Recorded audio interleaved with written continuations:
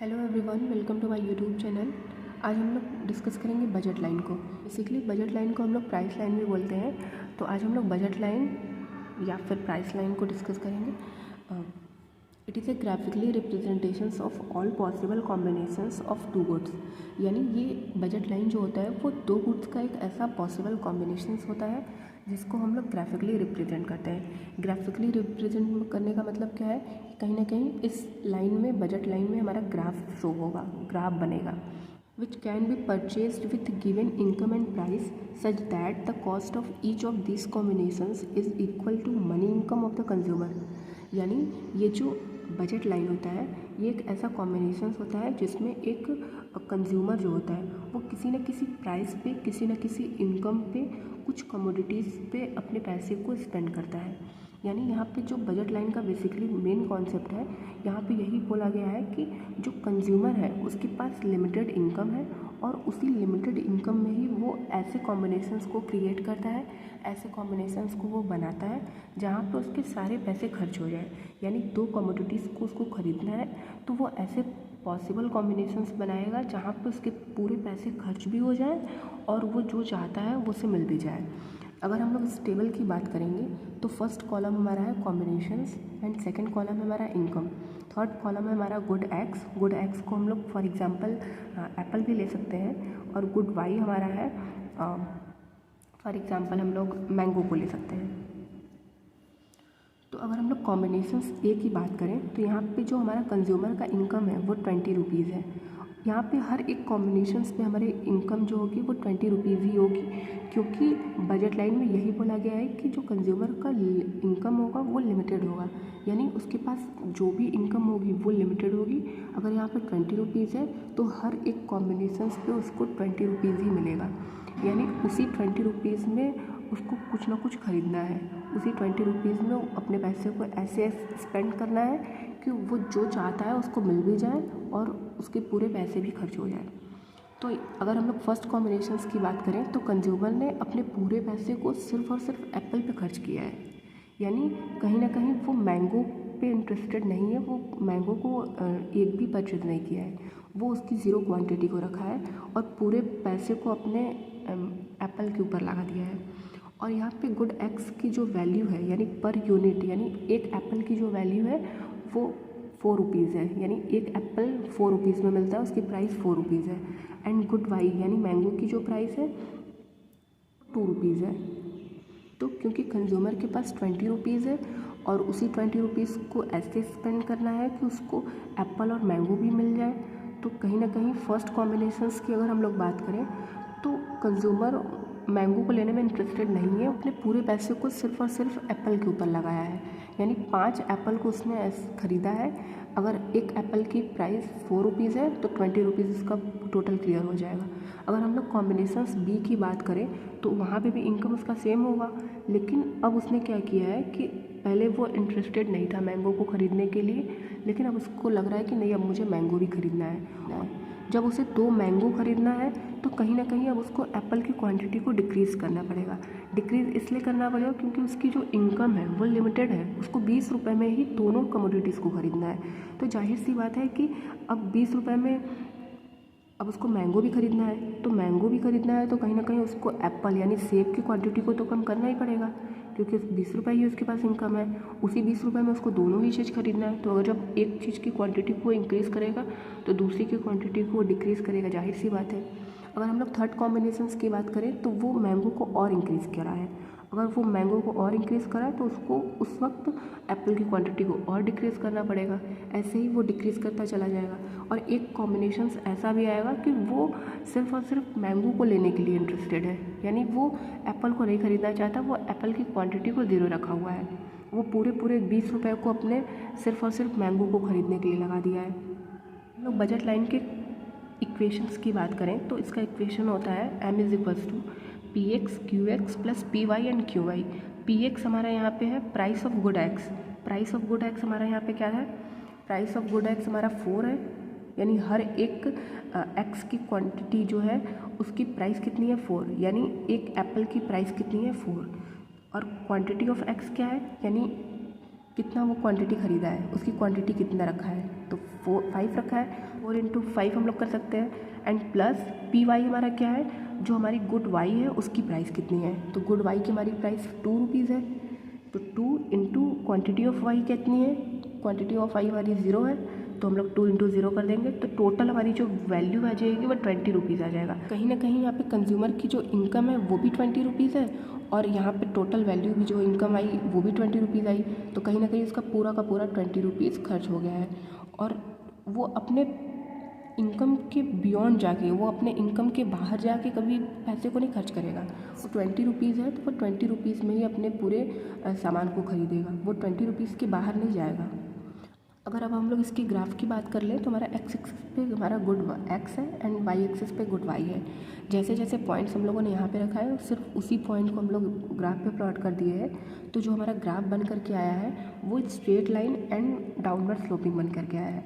Downward sloping इसलिए बन करके आया है क्योंकि दो गुड्स के बीच में इन्वर्स रिलेशनशिप देखने को मिल रहा है, क्योंकि जैसे जैसे हम लोग मैंगो की क्वांटिटी को इंक्रीज़ करते जा रहे हैं, हमारा जो एप्पल की क्वांटिटी है वो डिक्रीज़ करता जा रहा है। तो कहीं ना कहीं इन दोनों के बीच में इन्वर्स रिलेशनशिप है, और जहाँ पर भी इन्वर्स रिलेशनशिप होता है वहाँ पे हमारा ग्राफ हमेशा डाउनवर्ड स्लोपिंग बनता है। और इस ग्राफ में आप ये देखेंगे कि ये स्ट्रेट लाइन बना हुआ है। स्ट्रेट लाइन का मतलब है कि जो हमारा ग्राफ है दोनों एक्सिस को टच कर रहा है। दोनों एक्सिस को टच करने का मतलब कि कहीं ना कहीं यहाँ पे एक क्वांटिटी को उसने 0 रखा है, यहाँ पे उसने गुड वाई को 0 रखा है, यहाँ पे उसने गुड एक्स को 0 रखा है। तो कहीं ना कहीं जब भी वो किसी भी क्वांटिटी को 0 रखेगा तो वहाँ पे हमारा जो ग्राफ बनेगा वो एक्सिस को टच कर जाएगा, क्योंकि जब हम लोग ग्राफ पे प्लॉट करेंगे तो 0 क्वांटिटी तो हमारे एक्सिस पे ही आएगा, हमारे यहाँ पे एक्सिस पे आएगा, यहाँ पे एक्सिस पे आएगा। तो कहीं ना कहीं वो ग्राफ जो है दोनों एक्सिस को टच कर गया है, इसलिए हमारा स्ट्रेट लाइन ग्राफ बना है। स्ट्रेट लाइन इसलिए बना है कि जो हमारा प्राइस का रेशियो है, जो प्राइस का रेशियो यहाँ पे 2 है, यहाँ पे 4 है, तो हर एक कॉम्बिनेशंस पे वही प्राइस रेशियो है। प्राइस रेशियो हमारा कांस्टेंट है। अभी हम लोगों ने देखा कि हमारा ग्राफ डाउनवर्ड स्लोपिंग होता है, स्ट्रेट लाइन है। यही हमारा प्रॉपर्टीज़ ऑफ बजट लाइन है कि जो हमारा ग्राफ बन करके तैयार होगा वो हमारा डाउनवर्ड स्लोपिंग बनेगा, क्योंकि दोनों के बीच में इन्वर्स रिलेशनशिप देखा जा रहा है। एंड बजट लाइन है स्ट्रेट लाइन, क्योंकि दोनों एक्सिस को टच कर रहा है। वहाँ पे प्राइस रेशियो जो उसका है वो कांस्टेंट है। प्राइस रेशियो यानी इक्वल है हर जगह, यानी हर जगह गुड वाई की जो प्राइस है वो 2 रुपीज़ है, यहाँ पे भी गुड एक्स की जो प्राइस है वो 4 रुपीज़ है। ऐसा नहीं है कि कॉम्बिनेशंस ए के लिए हमारी प्राइस 2 रुपीज़ है वाई की एंड जो हमारा कॉम्बिनेशंस बी है वहाँ पे कुछ और हो जाए। नहीं, हर एक कॉम्बिनेशंस पे उसकी प्राइस की जो वैल्यू है वो सेम है, इसलिए हमारा ग्राफ स्ट्रेट लाइन बनेगा। अगर हम लोग बात करेंगे कुछ बजट लाइन के एजम्पशंस की, तो फर्स्ट हमारा एजम्पशंस है the economist assumes that the consumers spend their income to purchase only 2 products. यानी बजट लाइन का फर्स्ट एजम्पशंस यही बोलता है कि जो यहाँ पे इकोनॉमिस्ट है वो एज्यूम करके चल रहे हैं कि जो हमारा कंज्यूमर है वो अपने पैसे को, अपने इनकम को सिर्फ 2 कमोडिटीज़ को ख़रीदने के लिए ही खर्च करेगा, स्पेंड करेगा। वो यही एजम्पशंस लेके चल रहा है कि सिर्फ और सिर्फ 2 कमोडिटीज़ के बारे में ही बात कर रहा है एक कंज्यूमर सिर्फ 2 ही कमोडिटीज़ को ख़रीदने के लिए अपने पैसे को खर्च करेगा, तीसरा कोई कमोडिटीज़ नहीं आ जाएगा। हो सकता है दोनों कमोडिटीज़ में एक कमोडिटीज़ की क्वांटिटी वो 0 भी रख सकता है, जो कि हम लोगों ने ग्राफ में और टेबल में रखा हुआ है, तभी वो हमारा एक्सिस को टच कर रहा है। ये हो सकता है, लेकिन वो सिर्फ और सिर्फ 2 कमोडिटीज़ की बात करेगा, 2 कमोडिटीज़ पे ही अपने पैसे को खर्च करेगा। ये फर्स्ट हमारा एजम्पशंस ये है। सेकेंड एजम्पशंस हमारा ये है the income of the consumer is limited and it is a design to buy only 2 products. यानी जो सेकेंड एजम्पशंस हमारा ये बोल रहा है कि जो कंज्यूमर हमारा है उसका इनकम जो है वो लिमिटेड है, और उसी लिमिटेड इनकम से ही वो अपने पैसे को ऐसे डिज़ाइन करेगा, वो ऐसे कॉम्बिनेशंस को क्रिएट करेगा कि सिर्फ और सिर्फ 2 कमोडिटीज़ को वो ख़रीद पाए और अपने उसी पैसे को पूरा का पूरा खर्च भी कर पाए।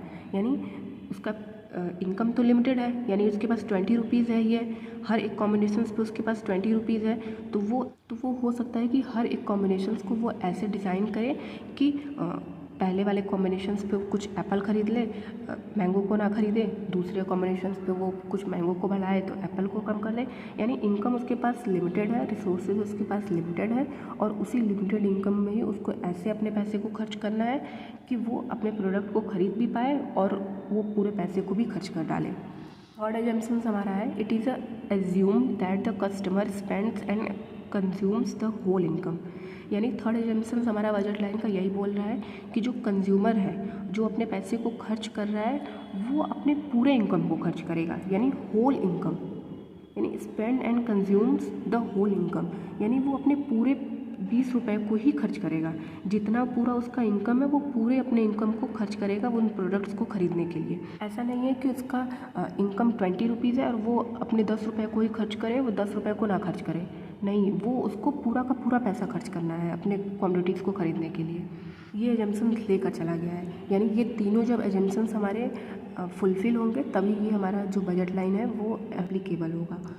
ये एजम्पशंस पहले से ही रखा गया है कि वो सिर्फ़ और सिर्फ जो कंज्यूमर है वो 2 कमोडिटीज़ को ख़रीदने के लिए अपने पैसे को खर्च करेगा, और उसके पास क्योंकि लिमिटेड इनकम है तो वो ऐसे अपने कॉम्बिनेशंस को क्रिएट करेगा कि वो अपने प्रोडक्ट्स को भी खरीद पाए और उसका इनकम भी पूरा स्पेंड हो जाए। और थर्ड वाला एजम्पशंस यही है कि वो अपने पूरे पैसे को खर्च करेगा।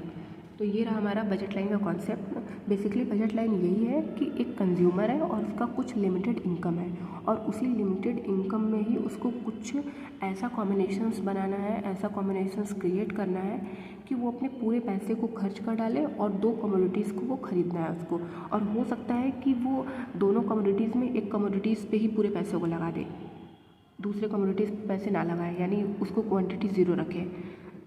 बजट लाइन जो है वो एक कंज्यूमर का बजट लाइन है, यानी एक ये जो हमारा बजट लाइन बना हुआ है, यानी यहाँ पे एक कंज्यूमर है और उसका ये बजट है, वो बजट के बाहर नहीं जा सकता। बजट यानी यहाँ पे 20 रुपीज़ है, अगर कोई पॉइंट्स यहाँ पे है, कोई पॉइंट्स यहाँ आए, चाहे यहाँ पे कोई भी पॉइंट्स हैं, तो कहीं ना कहीं यहाँ पे जो ये पॉइंट्स हैं तो कहीं ना कहीं कंज्यूमर अपने पूरे पैसे को खर्च नहीं कर रहा है। अब फॉर एग्ज़ाम्पल अगर हम लोग बात कर लें कि यहाँ पे कोई पॉइंट्स हैं, तो अगर हम लोग इसको मिलाएंगे तो यही हमारा बन करके आएगा। तो कहीं ना कहीं गुड एक्स हमारे 1 आ जाएगा और गुड वाई हमारा 4 आ जाएगा। गुड वाई 4 आया, यानी 4 क्वांटिटी हमारा मैंगोज़ का है और एप्पल की क्वांटिटी हमारी 1 है। चूँकि एप्पल की प्राइस हमारी 4 रुपीज़ है तो 1 × 4 करेंगे तो 4 रुपीज़ आ जाएगा। एंड जो हमारा गुड वाई यानी मैंगो की प्राइस है 2 रुपीज़ है पर मैंगो, तो 4 मैंगो है तो हमारा 8 रुपीज़ आ जाएगा। 8 यहाँ से हो गया और 4 रुपीज़ यहाँ से हो गया, तो 8 और +4 हमारा 12 रुपीज़ आ गया। यानी कहीं ना कहीं वो पूरे पैसे को अपने खर्च नहीं कर रहा है। उसका 20 रुपीज़ पूरा इनकम है लेकिन वो पूरे पैसे को खर्च नहीं कर पा रहा है। यानी इसके अंदर जितने भी पॉइंट्स हैं वहाँ पे कंज्यूमर जो है जो अपने इनकम को पूरा का पूरा खर्च नहीं कर पा रहा है, क्योंकि उसका इनकम जो है लिमिटेड इनकम 20 रुपीज़ है, और जितना भी यहाँ पे अगर पॉइंट्स आता है तो वो अपने पूरे के पूरे 20 रुपये को खर्च नहीं कर रहा है, कुछ ना कुछ वो अपने पैसे को बचा के रख पा रहा है। तो कहीं ना कहीं वो अपने बजट लाइन के अंदर ही है। अगर कोई पॉइंट्स यहाँ पे आ जाता है, अगर किसी का बजट लाइन यहाँ आ जाता है, चाहे यहाँ आ जाता है चाहे कहीं भी, तो कहीं ना कहीं ये हमारी जो बजट लाइन है यही तो इसकी मेन बजट है। यानी एक कंज्यूमर का बजट है, वो इसी बजट तक ही अपने सामान को खरीद सकता है। जैसे ही इस कंज्यूमर का लाइन से बाहर कोई पॉइंट्स गया, कोई कॉम्बिनेशंस, कोई प्रोडक्ट ख़रीदा उसने, तो कहीं ना कहीं वो अनअचीवेबल हो जाएगा, क्योंकि वो उस चीज़ को खरीद ही नहीं पाएगा ना, क्योंकि उसकी इनकम तो 20 रुपये है और यही उसका बजट है। यहीं तक वो जितने भी कमोडिटीज़ को है, जितने भी वो कॉम्बिनेशंस क्रिएट करेगा वो खरीद पाएगा। लेकिन जैसे ही वो अपने बजट को क्रॉस ही नहीं कर पाएगा ना, क्योंकि उसका बजट तो 20 रुपये का है, वो 20 रुपये का उसके पास बजट है, तो वो 25 रुपये का सामान कैसे खरीद पाएगा? तो ऐसा तो हो ही नहीं सकता। तो कहीं ना कहीं अगर ये वाला पॉइंट आ जाएगा, अगर इधर कहीं बाहर में उसका पॉइंट आ जाता है तो अनअचीवेबल हो जाएगा वहाँ। तो होल ये रहा हमारा बजट लाइन का कॉन्सेप्ट। शायद आपको सारे पॉइंट्स क्लियर हो गए होंगे। बजट लाइन से ही रिलेटेड कुछ पॉइंट्स और हैं जिनको हम लोग अगले वीडियो में कवर करेंगे। आज के लिए इतना ही।